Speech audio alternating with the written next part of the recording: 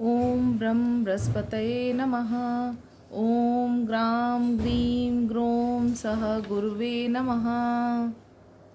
बृहस्पतिवार का व्रत करने से समस्त इच्छाएं पूर्ण होती हैं और बृहस्पति महाराज जो हैं वो प्रसन्न होते हैं। धन विद्या पुत्र तथा मनोवांछित फल की प्राप्ति होती है। परिवार में सुख तथा शांति रहती है। इसलिए बृहस्पतिवार का व्रत सर्वश्रेष्ठ तथा अति फलदायक है। इस व्रत में केले का पूजन करें। कथा और पूजन के समय मन कर्म और वचन से शुद्ध होकर मनोकामना पूर्ति के लिए बृहस्पति देव से प्रार्थना करनी चाहिए। दिन में एक समय ही भोजन करें। पीले वस्त्र पहने, पीले फलों का प्रयोग करें, पीले चंदन से पूजन करें। पूजन के बाद भगवान बृहस्पतिवार की कथा जो है वो सुननी चाहिए। बृहस्पतिवार व्रत कथा प्राचीन समय की बात है। एक बड़ा प्रतापी और दानी राजा था।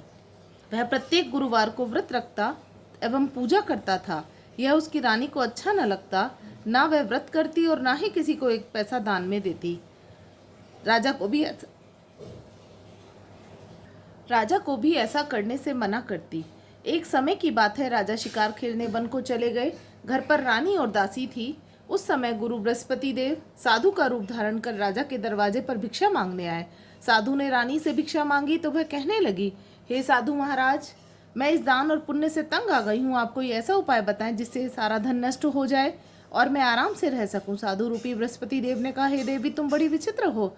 संतान और धन से भी कोई दुखी होता है। अगर तुम्हारे पास धन अधिक है तो तुम इसे शुभ कार्यों में लगाओ जिससे तुम्हारे दोनों लोग सुधरें।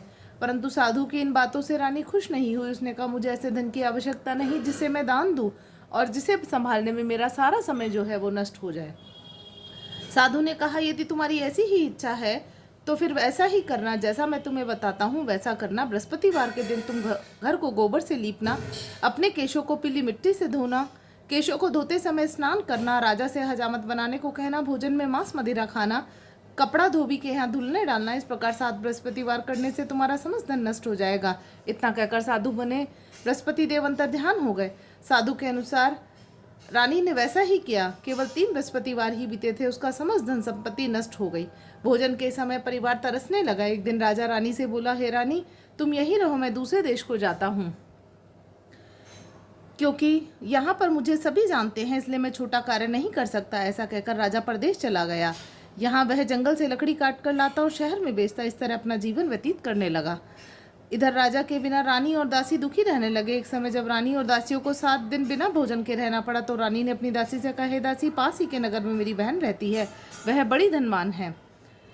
तुम उसके पास जाओ और कुछ ले आओ ताकि थोड़ा बहुत गुजर बसर हो जाए। दासी रानी की बहन के पास गई। उस दिन बृहस्पतिवार था। रानी की बहन उस समय बृहस्पतिवार की कथा सुन रही थी। दासी ने रानी की बहन को अपनी रानी का संदेश दिया, लेकिन रानी की बहन ने कोई उत्तर नहीं दिया। जब दासी को रानी की बहन से कोई उत्तर नहीं मिला तो वह बहुत दुखी हुई। उसे क्रोध भी आया। दासी ने वापस आकर रानी को सारी बात बता दी। सुनकर रानी ने अपने भाग्य को कोसा। उधर रानी की बहन ने सोचा कि मेरी बहन की दासी आई थी, परंतु मैं उससे नहीं बोली। इससे वह बहुत दुखी हुई। कथा सुनकर और पूजन समाप्त कर अपनी बहन के घर गई और कहने लगी, हे बहन, मैं बृहस्पतिवार का व्रत कर रही थी, तुम्हारी दासी गई, परंतु जब तक कथा होती है तब तक ना उठते हैं ना बोलते हैं, इसलिए मैं नहीं बोली। कहो दासी क्यों गई थी? रानी बोली, बहन, हमारे घर अनाज नहीं था। ऐसे कहते कहते रानी की आंखें भर आई। उसने दासियों समेत भूखा रहने की बात भी अपनी बहन को बता दी। रानी की बहन बोली, बहन देखो, बृहस्पति भगवान सबकी मनोकामना पूर्ण करते हैं, देखो शायद तुम्हारे घर में अनाज रखा है। सुनकर दासी रानी के घर के अंदर गई तो वहाँ उसे एक घड़ा अनाज का भरा मिल गया। उसे बड़ी हैरानी हुई क्योंकि उसे एक एक बर्तन देख लिया था। उसने बाहर आकर रानी को बताया। दासी रानी से कहने लगी, हे रानी, जब हमको भोजन नहीं मिलता तो हम व्रत ही तो किया करते थे, इसलिए क्यों ना इनसे व्रत और कथा की विधि पूछ ली जाए, हम भी व्रत किया करेंगे। दासी के कहने पर रानी ने अपनी बहन से बृहस्पतिवार व्रत के बारे में पूछा। उसकी बहन ने बताया, बृहस्पतिवार के व्रत में चने की दाल और मुनक्का से भगवान विष्णु और भगवान का केले की जड़ में पूजन करें और दीपक जलाएं, पीला भोजन करें और कथा सुने। इससे गुरु भगवान प्रसन्न होते हैं, मनोकामना पूर्ण होती है। व्रत और भोजन की विधि बताकर रानी की बहन अपने घर लौट आई। रानी और दासी दोनों ने निश्चय किया कि बृहस्पति देव भगवान का पूजन जरूर करेंगे। 7 रोज बाद बृहस्पतिवार आया तो उन्होंने व्रत रखा। गुड़साल में जाकर चना और गुड़ बीन लाई तथा उसकी दाल से केले की जड़ और भगवान विष्णु का पूजन किया। अब पीला भोजन कहाँ से लाए? दोनों बड़ी दुखी है, परंतु उन्होंने व्रत किया था, इसलिए बृहस्पति देव भगवान प्रसन्न थे। एक साधारण व्यक्ति के रूप में वो 2 थालों में सुंदर पीला भोजन लेकर आए और दासी को देकर बोले, हे दासी, यह भोजन तुम्हारे लिए और तुम्हारी रानी के लिए है, इसे तुम दोनों ग्रहण करना। दासी भोजन पाकर बहुत प्रसन्न हुई, उसने रानी को सारी बात बताई। उसके बाद से वे प्रत्येक बृहस्पतिवार को गुरु भगवान का व्रत और पूजन करने लगी। बृहस्पति भगवान की कृपा से उनके पास धन हो गया, परंतु रानी पहले की तरह आलस्य करने लगी। तब दासी बोली, देखो रानी, तुम पहले भी इस प्रकार आलस्य करती थी, तुम्हें धन के रखने में कष्ट होता था, इस कारण सभी धन नष्ट हो गया। अब गुरु भगवान की कृपा से धन मिला है तो तुम आलस्य मत करो। बड़ी मुसीबतों के बाद हमने धन पाया है, इसलिए हम दान पुण्य करना चाहिए। अब तुम भूखे मनुष्यों को भोजन कराओ, प्याऊ लगवाओ, ब्राह्मणों को दान दो, कुआं तालाब बावड़ी आदि का निर्माण करो, मंदिर पाठशाला बनवाकर ज्ञान दान दो, कुंवारी कन्याओं का विवाह करता अर्थात धन को शुभ कार्यों में खर्च करो, जिससे तुम्हारे कुल का यश बढ़े और स्वर्ग प्राप्त हो और पितर प्रसन्न हो। दासी की बात मानकर रानी शुभ कर्म करने लगी, उसका यश फैलने लगा। एक दिन रानी और दासी आपस में विचार करने लगे कि ना जाने राजा किस दशा में होंगे, उनकी कोई खोज खबर भी नहीं है। उन्होंने श्रद्धापूर्वक गुरु भगवान से प्रार्थना की कि राजा जहाँ कहीं भी हो शीघ्र वापस आ जाए। उधर राजा प्रदेश में बहुत दुखी रहने लगा, प्रतिदिन जंगल से लकड़ी बीन कर लाता और शहर में बेचकर अपने दुखी जीवन को बड़ी कठिनता से व्यतीत करता। एक दिन दुखी हो वह अपनी पुरानी बातों को याद करके रोने लगा और उदास हो गया। उसी समय राजा के पास बृहस्पति देव साधु के वेश में आए और बोले, हे लकड़हारे, तुम इस सुनसान जंगल में किस चिंता में बैठे हो, मुझे बताओ। सुन राजा के नेत्रों में जल भर आया। साधु की वंदना कर राजा ने अपनी संपूर्ण कहानी सुना दी। महात्मा दयालु होते हैं, वे राजा से बोले, राजा, तुम्हारी पत्नी ने बृहस्पतिवार के दिन बृहस्पति देव का अपमान किया था, जिस कारण तुम्हारे दशा। अब तुम चिंता मत करो, भगवान तुम पहले से धनवान करेंगे। देखो, तुम्हारी पत्नी ने बृहस्पति का व्रत प्रारंभ कर दिया है। अब तुम भी बृहस्पतिवार का व्रत करके चने की दाल और गुड़ जल के लोटे में डालकर केले का पूजन करो, फिर कथा कहो या सुनो, भगवान तुम्हारी सब मनोकामनाएं पूर्ण करेंगे। साधु की बात सुनकर राजा बोला, हे प्रभु, लकड़ी बेचकर तो मुझे इतना भी लाभ नहीं कि जिससे भोजन के उपरांत कुछ बचा सकूं। मैंने रात्रि में अपनी रानी को व्याकुल देखा है, मेरे पास कोई साधन नहीं है जिससे उसका समाचार जान सकूं, फिर मैं कौन सी कहानी कहूं, यह भी मुझको मालूम नहीं। साधु ने कहा, हे राजा, मन में बृहस्पति भगवान के पूजन व्रत का निश्चय करो, वे स्वयं तुम्हारे लिए अपने राह बना देंगे। बृहस्पतिवार के दिन तुम रोजाना की तरह लकड़ियां बेचकर शहर में जाना, तुम्हें रोज से अधिक धन मिलेगा, जिससे तुम भली भांति भोजन कर लोगे और बृहस्पति देव की पूजा का सामान भी आ जाएगा। तो तुमने बृहस्पतिवार की कहानी के बारे में पूछा है, तो वो इस प्रकार है। प्राचीन काल में एक बहुत ही निर्धन ब्राह्मण था, उसकी कोई संतान न थी। वह नित्य पूजा पाठ करता, उसकी स्त्री न स्नान करती, न किसी देवता का पूजन करती। इस कारण ब्राह्मण देवता बहुत दुखी रहते थे। भगवान की कृपा से ब्राह्मण के यहाँ एक कन्या उत्पन्न हुई। कन्या बड़ी होने लगी, प्रातः स्नान करके वह भगवान विष्णु का जप करती, बृहस्पतिवार का व्रत भी करने लगी। पूजा पाठ समाप्त कर पाठशाला जाती तो अपनी मुट्ठी में जौ भर के ले जाती और पाठशाला के मार्ग में डाल जाती। लौटते समय वही जो स्वर्ण के हो जाते और उनको बीन कर घर ले आती। एक दिन वह बालिका सूप में उन सोने के जौ को फटक कर साफ कर रही थी, तभी उसकी माँ ने देख लिया और कहा, हे बेटी, सोने के जौ को फटकने के लिए सोने का सूप भी तो होना चाहिए। दूसरे दिन गुरुवार था, कन्या ने व्रत रखा और बृहस्पतिवार से सोने के सूप देने की प्रार्थना की। बृहस्पति देव ने उसकी प्रार्थना स्वीकार कर ली। रोजाना की तरह वह कन्या जो फैलाती हुई पाठशाला चली गई। पाठशाला से लौटकर जब वह जो बीन रही थी तो बृहस्पति देवता की कृपा से उसे सोने का सूप मिला, जिससे वह घर ले गई और जो साफ करने लगी, परंतु उसकी माँ का वही ढंग रहा। एक दिन की बात है, कन्या सोने के सूप में जो साफ कर रही थी, उस समय उस नगर का राजकुमार वहां से निकला। कन्या के रूप और कार्य को देखकर उस पर मोहित हो गया। राजमहल आकर भोजन और जल त्याग कर उदास होकर लेट गया। राजा को जब राजकुमार द्वारा अन्न जल त्यागने का समाचार ज्ञात हुआ तो अपने मंत्रियों के साथ वह अपने पुत्र के पास गए और कारण पूछा। राजकुमार ने राजा को उस लड़की के घर का पता भी बता दिया। मंत्री उस लड़की को के घर गया। मंत्री ने ब्राह्मण के समक्ष राजा की ओर से निवेदन किया। कुछ ही दिन बाद ब्राह्मण की कन्या का विवाह राजकुमार के साथ संपन्न हो गया। कन्या के घर से जाते ही ब्राह्मण के घर में पहले की भांति गरीबी का निवास हो गया। एक दिन दुखी होकर ब्राह्मण अपनी पुत्री से मिलने गए। बेटी ने पिता की अवस्था को देखा और अपनी माँ का हाल पूछा। ब्राह्मण ने सभी हाल कह सुनाया। कन्या ने बहुत सा धन देकर अपने पिता को विदा कर दिया, लेकिन कुछ दिन बाद वही हाल हो गया। ब्राह्मण फिर अपनी कन्या के यहाँ गया और सभी हाल कहते। पुत्री बोली, हे पिताजी, आप माता जी को यहाँ ले लाओ, मैं उन्हें विधि बता दूंगी जिससे गरीबी दूर हो जाए। ब्राह्मण देवता अपनी स्त्री के साथ लेकर अपनी पुत्री के पास राजमहल पहुंचे तो पुत्री अपनी माँ को समझाने लगी, हे माँ, तुम प्रातःकाल स्नान आदि करके भगवान विष्णु का पूजन करो, तुम्हारे सब दुख दूर हो जाएंगे और दरिद्रता दूर हो जाएगी। परंतु उसकी माँ ने उसकी एक बात न मानी। वह प्रातःकाल उठकर अपनी पुत्री की बची झूठन को खा लेती थी। एक दिन उसकी पुत्री को बहुत गुस्सा आया। उसने अपनी माँ को एक कोठरी में बंद कर दिया। प्रातः उसने स्नान आदि करा के पूजा पाठ कराया तो उसकी माँ की बुद्धि ठीक हो गई। इसके बाद वह नियम से पूजा पाठ करने लगी और प्रत्येक बृहस्पतिवार को व्रत करने लगी। इस व्रत के प्रभाव से मृत्यु के बाद वह स्वर्ग को गई और ब्राह्मण भी सुखपूर्वक इस लोक का सुख भोग कर स्वर्ग को प्राप्त हुआ। इस तरह कहानी कहकर साधु बने देवता वहां से लोप हो गए। धीरे धीरे समय व्यतीत होने लगा। बृहस्पतिवार का दिन आया। राजा जंगल से लकड़ी काटकर शहर में बेचने के लिए गया। उसे उस दिन अधिक धन मिला। राजा ने चना गुड़ आदि लेकर बृहस्पतिवार का व्रत किया। उस दिन से उसके सभी क्लेश दूर हो गए। परंतु जब अगले वो गुरुवार का दिन आया तो बृहस्पतिवार का व्रत करना भूल गया। इस कारण बृहस्पति भगवान नाराज हो गए।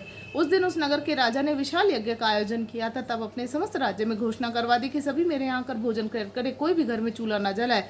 यदि कोई भी मेरी आज्ञा का उल्लंघन करेगा तो उसे फांसी दे दी जाएगी। राजा की आज्ञा अनुसार राज्य के सभी वासी राजा के भोज में सम्मिलित हुए, लेकिन लकड़हारा कुछ देर से पहुंचा, इसलिए राजा उसे अपने साथ महल में ले गए। जब राजा लकड़हारों को भोजन करा रहे थे तो रानी की दृष्टि उस कूटी पर पड़ी उसका हार लटका हुआ था। उसका हार अब कूटी पर नहीं था। रानी को निश्चय होगा कि मेरा हार इस लकड़हारे ने ही चुरा लिया है। उसी समय सैनिकों को बुलवाकर उसे जेल में डलवा दिया। लकड़हारा जेल में विचार करने लगा कि न जाने कौन से पूर्व जन्म के कर्म से मुझे यह दुख प्राप्त हुआ है, और जंगल में मिले साधु को याद करने लगा।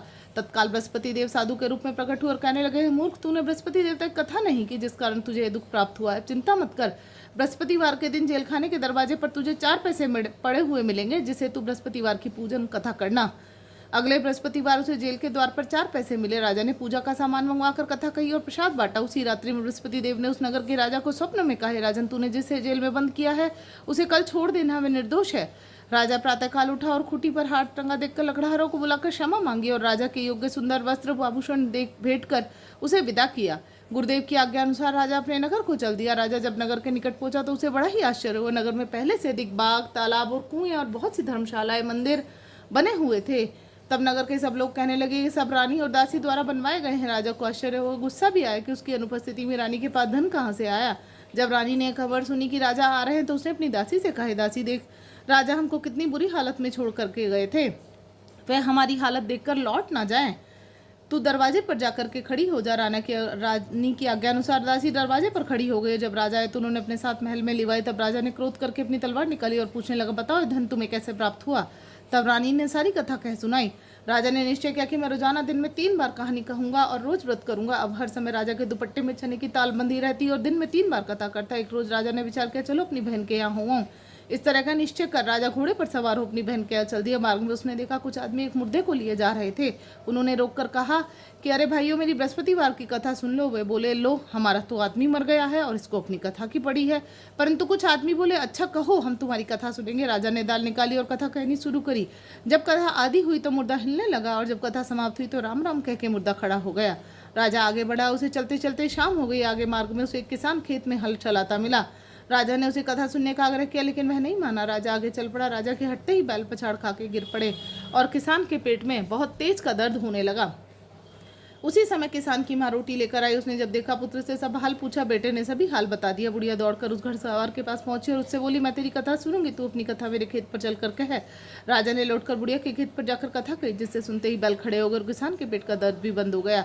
राजा अपनी बहन के घर पहुंचा। बहन ने भाई की खूब मेहमानी करी। दूसरे रोज प्रातःकाल राजा जागा और देखने लगा सब लोग भोजन कर रहे हैं। राजा ने अपनी बहन से पूछा, जब कोई ऐसा कोई मनुष्य है जिसने भोजन ना किया हो, जो मेरी बृहस्पति देव की कथा सुन ले। बहन भूली है भैया, यह देश ऐसा ही है, यहाँ लोग पहले भोजन करते हैं, बाद में कोई काम करते हैं। फिर एक कुम्हार के घर गई जिसका लड़का बीमार था। उसे मालूम हुआ उसके यहाँ 3 दिन से किसी ने भोजन नहीं किया। रानी ने अपनी भाई की कथा सुनने के लिए कुम्हार से कहा। वह तैयार हो गया। राजा ने कहा, बृहस्पतिवार की कथा सुनाई, जिसको सुनकर लड़का ठीक हुआ। अब तो राजा को प्रशंसा होने लगी। एक दिन राजा ने अपनी बहन से कहा, बहन, मैं अपने घर जाऊंगा, तुम भी तैयार हो जाओ।